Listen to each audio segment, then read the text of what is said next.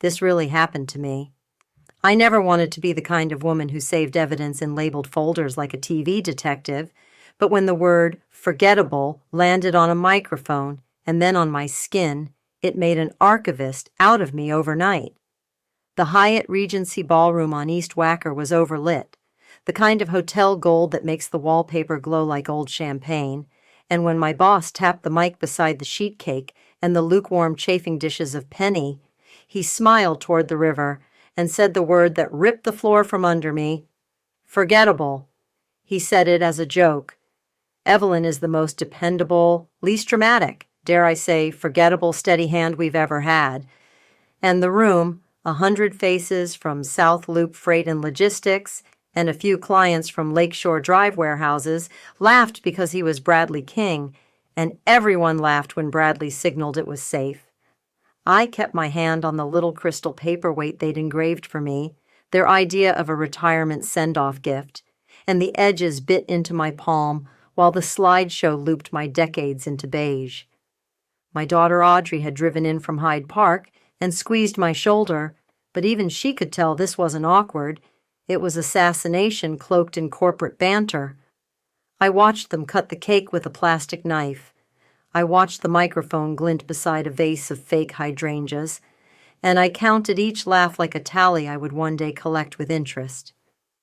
If you genuinely enjoy our stories, please subscribe to the channel. Tell us where you're from and what time it is right now. It's always fascinating to know how far our story flows. I'm Evelyn Hart, 62 years old, and until that night I had been Director of Operations at South Loop Freight and Logistics, a Chicago company whose trucks thread daily through the Dan Ryan, past the Red Line, into the alleys by Fulton Market where restaurant pallets arrive at dawn. For 39 years, I scheduled routes, soothed drivers, built spreadsheets that didn't crash, and held the place together while men like Bradley posed for panels about innovation. I grew up in Bridgeport, studied nights at Harold Washington College, and wore scuffed flats I kept in a desk drawer for when a warehouse call turned into a 4-hour scramble. I trained every junior who out-earned me by spring. I once mapped an emergency reroute through a blizzard by calling every owner-operator I knew while my own windshield iced white. The city is a web of favors, and I had more sticky lines than anyone. My retirement party played like parody. The slideshow opened with a stock image of a highway at sunset. The year I created our dynamic dispatch algorithm, the one that saved us $500,000 on fuel, was represented by a clip art gas pump. They gave me a crystal paperweight and a framed print of the skyline, Sears Tower, I still call it Sears, pinned to fading pink. They didn't invite Larry from Dock 3, whose wife made me soup when I had pneumonia. They didn't invite Rosa or Quinn from billing. They invited Riley, a 24-year-old with brand strategist on her email signature who'd been at the company 7 months and already had a standing Thursday reservation at Abba in the West Loop with Bradley and his clan of smooth-jawed future VPs. Bradley spoke. He loved speaking. He had teeth like a toothpaste ad and the voice of a man who'd learned to sound empathetic at a boot camp. We're here to celebrate someone who, frankly, never asked for the spotlight, he said, smiling at the tables arranged in soft crescents. Evelyn's the kind of steady presence that becomes... He tilted his head, the move that got him laughs because it was like a sitcom pause. Forgettable. And that's the highest compliment in operations, right? The crowd tittered. The new HR director, Mara Lennox, who wore cuffed silk trousers like armor, laughed a fraction too late. Audrey's hand tightened around my shoulder. I saw my daughter's jaw tick. I saw the CFO, Carla, lift her champagne and sip without blinking. I could have said something. I could have taken the mic and turned it into a moment. Women's magazines would have titled, "She clapped back at her retirement party, and you won't believe what happened next." But I knew Chicago. I knew how words calcify when caught in hotel microphones. So I swallowed the sting and watched the pennies steam and thought about a different kind of microphone, ink, paper, the slow mercy of memory arranged with knives. I didn't cry that night. I got a lift with Audrey back to my brick condo on South Michigan, the one with a sliver of Grant Park if you lean out the kitchen window. We made tea. She unfolded a blanket over her lap like she'd seen me do 100 evenings after late shifts. "Mom," she said, eyes shining with the fury our girls learn early to keep neat. That was... I know. I set the crystal paperweight on the counter. It caught the under-cabinet light and threw a shard of brightness like a blade. We slept badly. In the morning, Audrey left for her shift at the UChicago Medicine Lab, and I opened my laptop at the scarred oak table I bought from a closing diner on Halstead 20 years ago. The login screen still had the South Loop freight background. They'd keep my access through the end of the month. I typed my password and sat with the intimacy of it. I knew the system more than I knew my neighbors. I knew where every invoice lived, every email string, every Slack channel with its casual emojis and cruelty. It felt like walking a house you're leaving, palm on the doorways, memorizing the grain in the wood. I started with the innocuous, downloading copies of my performance reviews, the original proposal I wrote for the dispatch algorithm, the deck that had, over the years, lost my byline and sprouted Bradley's. The dates told a story. The track changes told another. I created a folder called E because Ava from IT once told me you hide treasures in names that mean nothing, not insurance or taxes, but a letter that looks like a mistyped sigh. I dragged files into it. I copied Slack threads to PDFs. I didn't know yet what I was building, only that my hands felt steady for the first time since the ballroom. I took a break and walked to Cafe Jumping Bean in Pilsen, ordered a black coffee, sat under a chalkboard menu. 2 construction workers argued gently about the Cubs. A girl with a septum ring sketched the skyline on an iPad. Chicago has corners where ghosts gather, old labor, new hustle, the way this city never turns fully away from its working class even when the rents do. I opened my notebook, paper, yellow legal pad, just like my mother used when she made grocery lists for 6, and wrote, June 10th, 2023, Hyatt Regency. They called me Forgettable. The line vibrated. It sounded melodramatic, and also like a spine I could hang meat on. The next week I visited the Harold Washington Library downtown, the winter light silver on the red stone. The 9-foot-tall owl sculptures on the roof always looked like guardians to me. I took the escalators up to the 8th floor writer's workspace, if you know, you know, and filled out the request to use a quiet room for a personal project. The librarian stamped my form with a sound like a small gavel. Inside the room, the city throbbed at the windows. I spread out the printouts I'd made, timelines of route efficiency, email chains where an idea I wrote on a Sunday became on Monday something Bradley had been thinking about, photos from the party Audrey had taken on her phone. In one, my face is composite, pride in a flinch. At home, late, when the trains curled noise down the track, I rewatched a video Riley had posted to the company's Instagram after the party. It was a boomerang of my laugh, looped. Legend, she'd captioned it, and under that a trail of heart emojis and the comment that made my cheeks burn. We stand the chill girl boss. I'd never been a girl boss. I'd been a woman who came to work, who kept men from crashing trucks, who negotiated a winter salt contract that saved drivers' lives. The word forgettable had insidiously specific cousins. Low maintenance, reliable, not a squeaky wheel. In a city of machines and snowplows and L-trains, they rewarded me for being a greased gear, not a bell. When you're 62 and a man humiliates you in a room of witnesses and then pretends it was affection, people tell you to let it go. They send you ironic mugs about retired and loving it. They tell you to join a pickleball league or volunteer at the Museum of Science and Industry or take the South Shore Line to Indiana Dunes and watch the lake gnash itself simple. They don't tell you to write everything down, but that's what I did, not out of vengeance, not at first, but because I had a history to preserve and a bruise to understand. 2 days after the party, I stopped by the office early under the pretext of returning my security card. I knew the guard, old man Dimitri, who had a soft spot for me since I'd once helped him fix his Medicare enrollment. The lobby had that air conditioner chill that feels like expensive indifference. Bradley swept past me toward the elevators, navy suit, tie loosened, the afterglow of a man who'd executed a scene perfectly. "Evelyn," he said, "how's the first taste of freedom?" "Still adjusting to the flavor," I said. He laughed, a friendly, rich sound, then leaned in like we were co-conspirators. "You know I was kidding," he said. "About the forgettable thing. That was, what do you call it, self-deprecating on your behalf." "Not the phrase," I said. "Not the phrase." He patted my arm twice, PR sympathetic. "You were the backbone," he said, already checking his phone. "Really?" On the 7th floor, as I waited for HR to process the return of my card, I saw Riley in the kitchenette snapping a pic of a bowl of clementines. "Content," she said brightly. "Vitamin C and vibes." She touched my arm too, lightly, like I could be edited. "We're doing a Staffers We Miss carousel next week," she said. "Send me a fun fact, favorite color, something quirky." "Turquoise," I said, because I wanted to say something, anything, that could not be twisted into generic.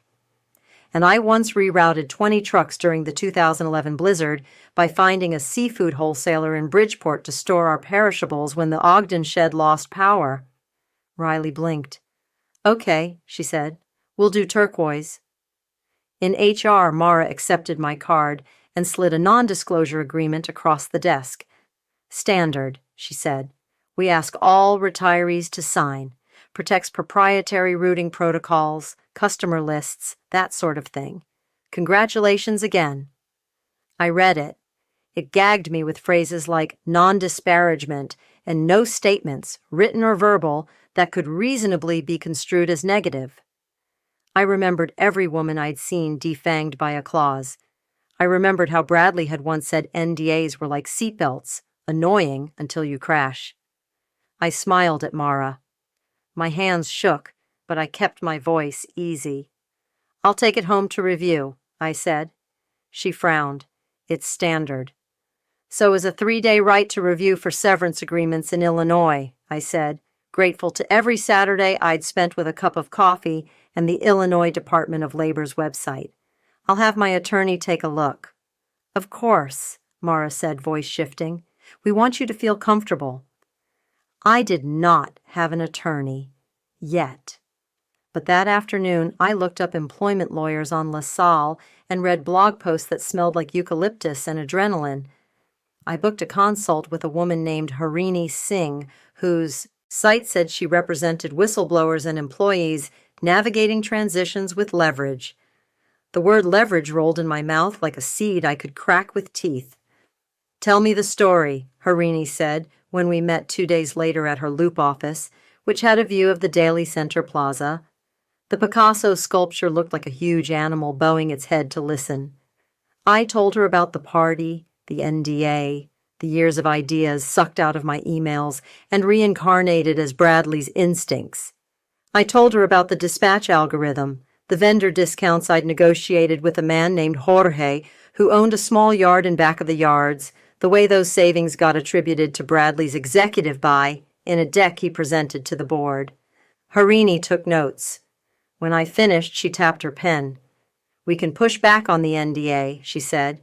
"At minimum, carve out your right to speak about unlawful conduct, if any, and your right to write about your own life without divulging trade secrets. Also, you should know, this kind of silencing language is common, but not absolute." "I don't want to write a burn-it-all-down expose," I said. "I want to write the truth about my life, which includes what they did." "Then we draft," she said, "and you keep records." I kept records. I also started writing. Early mornings at the Harold Washington Library, afternoons at Plein Air Cafe in Hyde Park, when Audrey got off work and met me for a bowl of chili. I wrote in first person, because there was no other way to make the voice honest. I wrote about my mother's hands turning newspaper into a flat surface for sifting flour. I wrote about the smell of diesel at sunrise near the Dan Ryan. I wrote about the first time I saw Bradley, 34, cheeks still boy-soft, already martial in the way he arranged his vowels, and the way he touched the small of a receptionist's back like a claim. I wrote about Rosa in Billing, humming Spanish love songs in a voice that made the printer seem gentler. I wrote a chapter about the ways women are told to be small in rooms that depend on them being massive, how the invisible muscle of a place is expected to never cramp. At night, I read memoirs by women who had turned humiliation into literature: Mary Carr, Tara Westover, Chanel Miller. I read Studs Terkel because he taught me how to listen to work and hear the opera inside it. On a sleeting Thursday, I went to a reading at Women and Children First in Andersonville and asked the author, gray-haired, eyes bright, how she'd gotten an agent. "I wrote the truest thing I could," she said. Then I asked my bravest friend to read it and tell me what wasn't true yet. I thought of Audrey, who would look at me across a bowl of chili and say, "Mom, you're still protecting them in this sentence." South Loop Freight rolled on without me. I heard from Larry that Bradley had announced a reorg titled Velocity 2.0 and that he'd created a new role called Chief of Narrative Systems and given it to Riley. "They're making up titles now," Larry said on the phone, voice wry. "Guess Forgettable lady who saved us money was taken." The first real clue I had that something dark coiled under the humiliation came by accident. I was searching my archived emails for an old route diagram when I found a thread from 5 years earlier between Bradley and a vendor in Cicero we'd stopped using. The vendor, a warehouse called Midway Storage Partners, had a history of late deliveries and missing pallets. In the thread, Bradley forwarded my complaint about Midway, then wrote, privately to Carla, the CFO, "Can we keep MSP on the roster for now? They're helpful elsewhere." A week later, MSP invoiced us for consulting. We had never received consulting. I remembered that month, 75-hour weeks, a flu that took down half the dock crew, a blizzard that ate the city until even the sirens sounded muffled. I hadn't had the time then to tug at an odd word like elsewhere. I tugged now. I made a spreadsheet. I cross-referenced. The pattern wasn't overt, but it glimmered. A handful of vendors with poor performance held on longer than they should have, administrative fees that didn't correlate with services, emails where Bradley took conversations off-platform to call. I didn't know what it meant yet, but I felt, in my bones, that men who say forgettable like a caress often keep other words buried. I wrote that night with a new angle of light in the room, a harder diagonal. Not just the insult, not just the quiet theft of attribution, but the ecosystem that made those thefts lucrative. My book was no longer a private balm, it was a map. When I had 2 polished chapters and a proposal, 30 pages that included a summary, an outline of chapters, and a market analysis I wrote like an operations brief, I sent it to 5 agents whose names I found in acknowledgments pages and on Publishers Marketplace. I included a short, sharp line about the retirement party and the word. I included a softer paragraph about the years of labor that made a city move. I hit send and then took the brown line north and rode it past the river, as if the train could carry my words towards something that would say yes. The first reply arrived the next morning at 7:12 a.m., while I was stirring steel-cut oats in my kitchen. Subject line, "Your memoir proposal." I wiped my hands and opened it. The email was 3 lines long and contained exactly the voltage I had been waiting my whole life to feel. "I read this standing up," it said. "I need to speak with you today. I believe this is not only sellable, but vital. Could you talk at 10? My heart clanged against my ribs. I wrote back a single word, yes.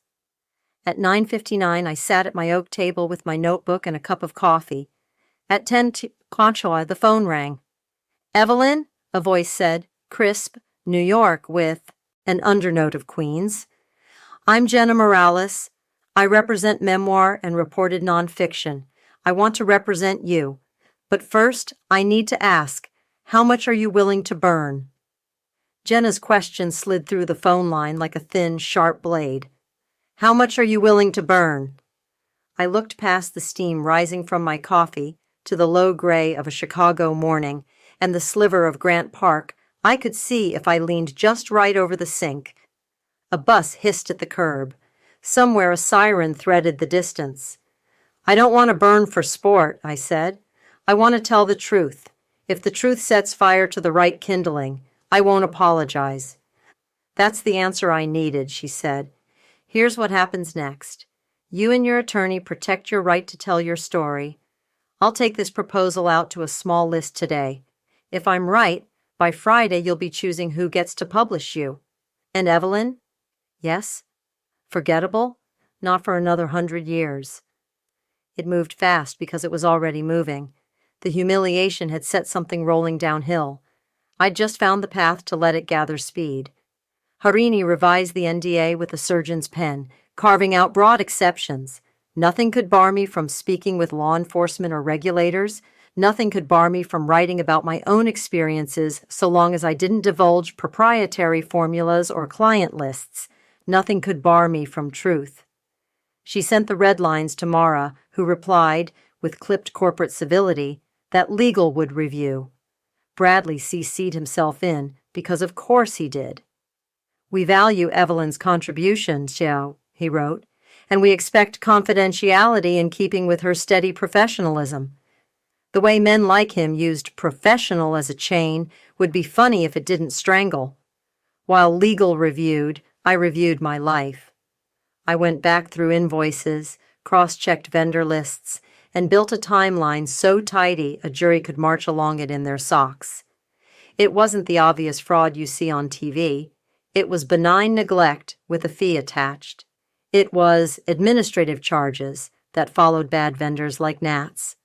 It was an email from 5 summers ago in which a Midway Storage Partners account manager wrote, "Per our conversation with BK, we'll invoice consulting under misline," and Bradley, in a separate thread with Carla, wrote, "Loop MSP in for the wellness pilot. Don't want them spooked. We never had a wellness pilot with MSP. We never had wellness anything back then except Rosa's tamales when the dock guys worked through dinner." I didn't have subpoena power, but I had a city's worth of ears.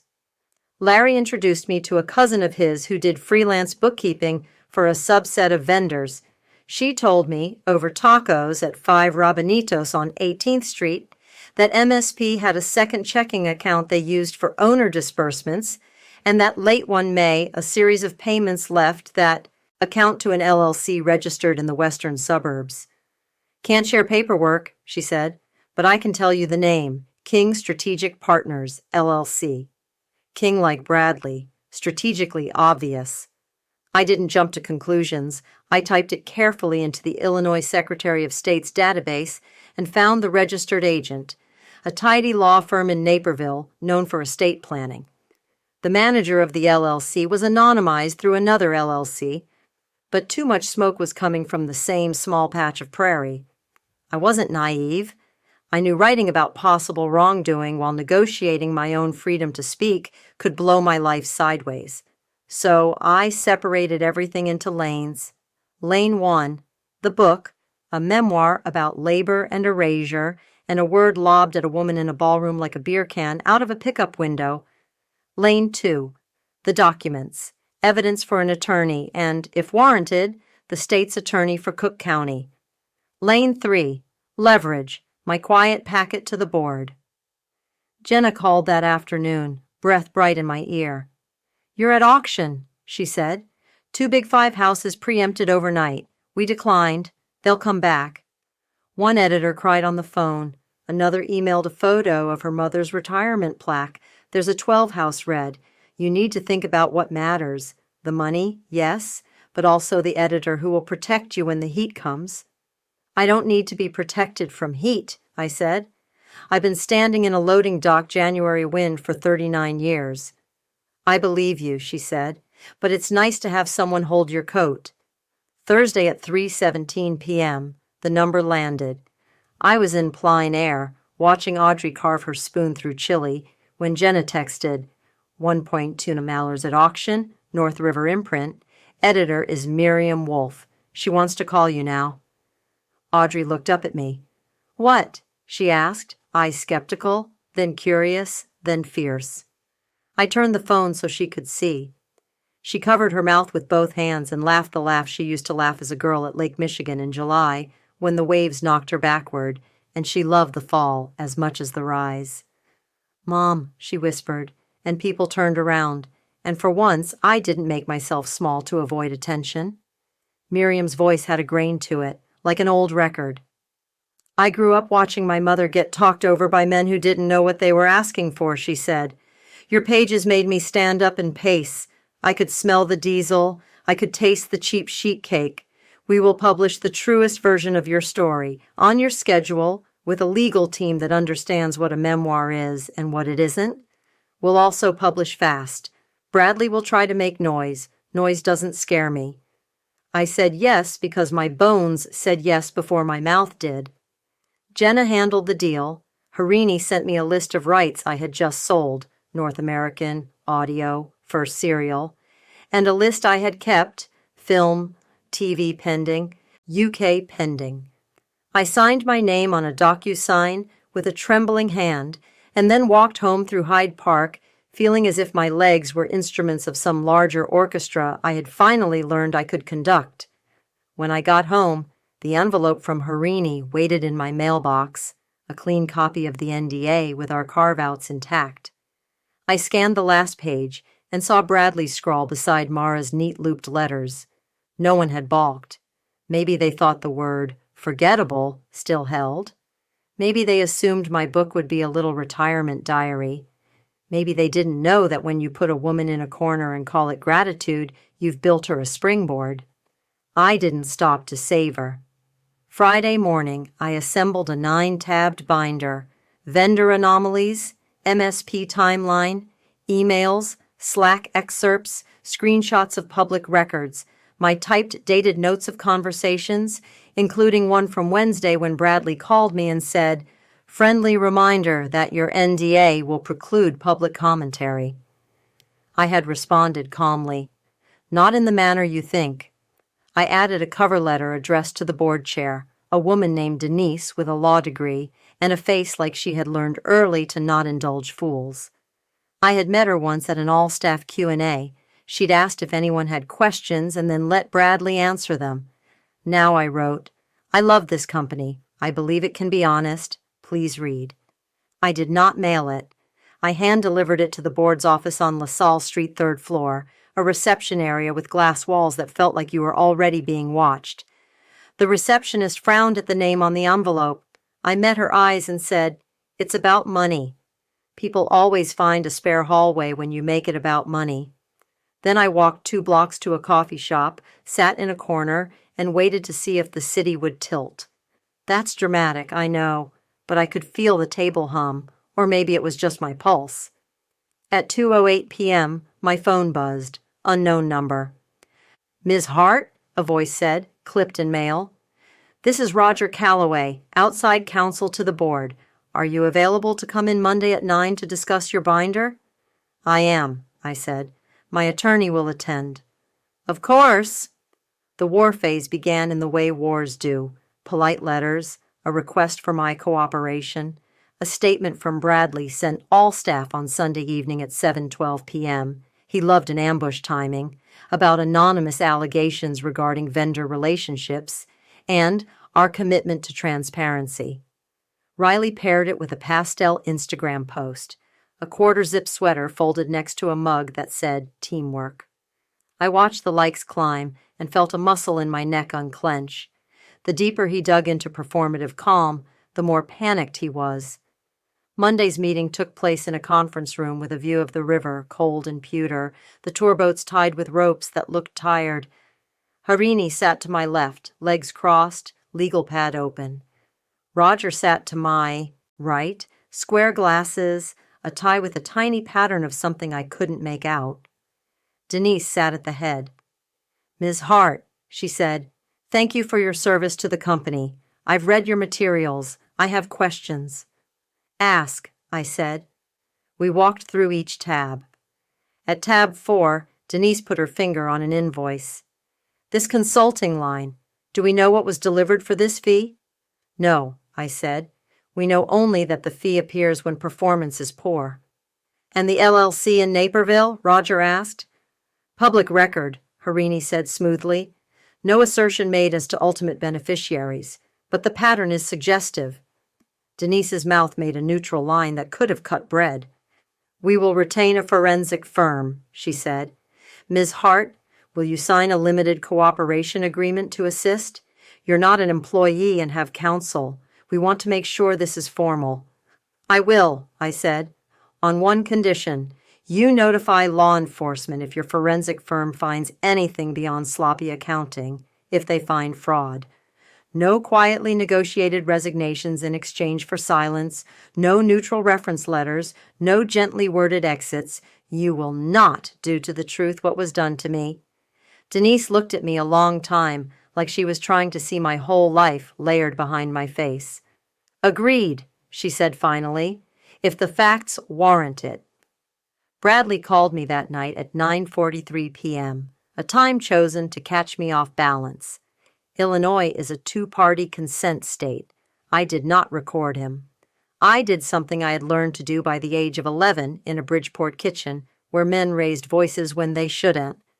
I held the phone away and listened for the shape of the storm. You don't know what you think you know, he said. The grown-ups are handling it. I am 62, I said. I am the grown-up. You want to publish? Publish. You'll look bitter and small. No one will care. You cared enough to call, I said, and when he exhaled hard through his nose, I pictured the way he used to lean on the counter in the kitchenette like it was a bar, and we were all his audience. I didn't sleep well, but I didn't spiral. In the morning I wrote, Miriam wanted 2 more chapters by the end of the month, and not just about the party or the scheme, but about the years when I became a woman I respect. The winter I took in my sister's boy for 6 months when her life collapsed. The storm where I kept 20 trucks moving like a conductor keeps a brass line proud. The wedding ring I took off not because anyone cheated, but because we had become roommates in a city where desire gets eaten by tired. 2 weeks later, WBEZ called. A producer had heard, because Chicago is a village, and because Rosa knew a reporter who drank at Simon's on Clark. We're working on a story about quiet fraud in mid-size logistics, she said. Would you speak on background? I routed her to Harini. We agreed I would provide documents I had already given the board, nothing more. When the piece aired, 22 minutes of cool, careful radio, the narrator never said Bradley's name. They never said mine. They said, a Chicago logistics firm. And yet anyone in our world knew. Riley issued a social post with the sound-off panic of people who don't understand radio. We're committed to ethics, she wrote over a photo of a warehouse sunrise. The comments were not kind. One was from a driver we'd shed years ago who now worked at a rival. He wrote, Evelyn kept y'all honest. Good luck now. The forensic firm found enough. I wasn't in the room, but Denise called Harini and said the words I'd been waiting to hear since I was 21, and a boss's hand took too long to leave my shoulder. We're moving to suspend him. Bradley lawyered up. Carla resigned to spend more time with family, and I imagined her in a kitchen in Wilmette, making lists about lists. Riley pivoted to a new job at a startup that made modular content experiences for brands, which is to say she moved 2 L stops north and changed the name on her laptop. The board filed a civil action to claw back bonuses. The state's attorney opened a preliminary inquiry into fraud and conspiracy. I don't know how it will end, because the gears of justice grind slow, and I am tired of pretending I control the machines of other rooms. What I controlled was this: the sentence, the paragraph, the page. The book's title came to me in a flash while washing dishes. Water ran hot over my fingers. A bubble popped like a small sun. I dried my hands and wrote it in my notebook. At my retirement party, they called me Forgettable. It felt like a stone placed in exactly the right spot on a grave. Miriam loved it. The sales team did too. Jenna told me to get ready. You'll do Morning Joe, she said. You'll do Fresh Air. You'll do the Tribune and the Sun-Times and probably a panel at the Printers Row Lit Fest where someone will ask you if you're angry, as if angry women are a genre. We shot my author photo in a studio off Milwaukee Avenue. The photographer had me sit on a stool and look slightly past the lens, like I was noticing my younger self, leaving a room and deciding to call her back. Audrey waited for me in the lobby with a tote bag filled with almonds and tissues and the sweater I always forget until I freeze. "Mom," she said quietly as we stepped into the February cold, the sky that particular Chicago pale that makes you believe spring is a fable. "I like this version of you. She takes up space." We launched the book at Women and Children First in Andersonville because that bookstore had been a lighthouse in my bad weather and because the back room smelled like paper and miracles. The line curled around the block and down Clark. Larry and Rosa stood near the front, and when I hugged them, I felt their labor like an aura. Decades of sore backs and stories nobody ever asked them to tell. A woman my age pressed a folded program from her retirement luncheon into my hand. Someone's aunt drove down from Evanston and brought me a turquoise scarf. A young man in a Tribune cap asked me to sign a copy for my mom. She's finally leaving a hospital job where nobody said thank you in 20 years. I wrote, "From one backbone to another." After the reading, after the Q&A, where a man tried to ask me whether I had any regrets about going nuclear, and I said, yes, that I didn't learn sooner how to wire my own detonators. After the first sales numbers hit like a second siren inside the first, Miriam asked if I'd consider doing one event somewhere poignant. She meant the Hyatt, of course. She meant the ballroom. I thought about it. I thought about walking back into the room where 100 people had laughed because a man told them permission. I thought about who I would be on that carpet, under those chandeliers that make everyone look a little kinder than they are. I said yes.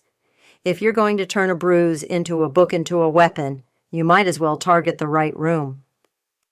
We rented the ballroom for a Tuesday evening. I asked them to set the chairs in the same soft crescent they had used for me, as if I were my own doppelganger walking a track. I wore the turquoise scarf. I put the crystal paperweight they had given me on the lectern because I wanted the light to hit it and say a word I could hear. The room filled with a different audience, readers, friends, drivers in clean work boots, a handful of people who used to sit at desks near mine and now shuffled in like they had been called to the principal's office but couldn't say why. I opened with the same 2 sentences with which I had begun writing on my yellow pad. "This really happened to me," I said. I never wanted to be the kind of woman who saved evidence in labeled folders like a TV detective, but when the word forgettable landed on a microphone and then on my skin, it made an archivist out of me overnight. The crowd quieted the way a crowd does when they are about to become witnesses. I read the scene with the cake and the fake hydrangeas and the plastic knife. I watched a woman in the 3rd row put a hand over her mouth like she had just remembered where she left her keys, only it was not keys, it was a piece of herself she'd put down years ago to keep everything else from falling. When it was over, when the signing line had dwindled and the hotel staff was rolling a cart that squeaked slightly because one wheel didn't lock, a man approached me who had been in that room the first time. He had sat at a client table that night, a banker from a firm that had financed our expansion into a second yard near Cicero. He looked older, like all of us. He said, I laughed. I'm ashamed of that now. It's a reflex, I said. Laughter can be a shield and a weapon. You have to decide which hand you're using. He nodded, swallowed, and walked away with his copy held like a fragile thing. I put my palm on the paperweight. It was cool, and the etching caught the chandelier glow, and for a second it reflected the word engraved there, gratitude. I almost laughed, but not the way they had taught me to, and not with any apology. I turned to Audrey, who was stacking the extra programs into a neat pile, because that's what we do in my family. We tidy the world, we just complicate it. She looked back at me with her face set in a line that meant pride and exhaustion, and the exact mathematics of a life changing when you thought you were done changing. People ask me sometimes if the money made it easier. They mean the $1.2 million. They mean the zeros in my bank account that gave me the right to say no to certain small humiliations in grocery store lines and dental offices. It did, I won't lie. It bought Larry's wife the kind of physical therapy their insurance had slashed.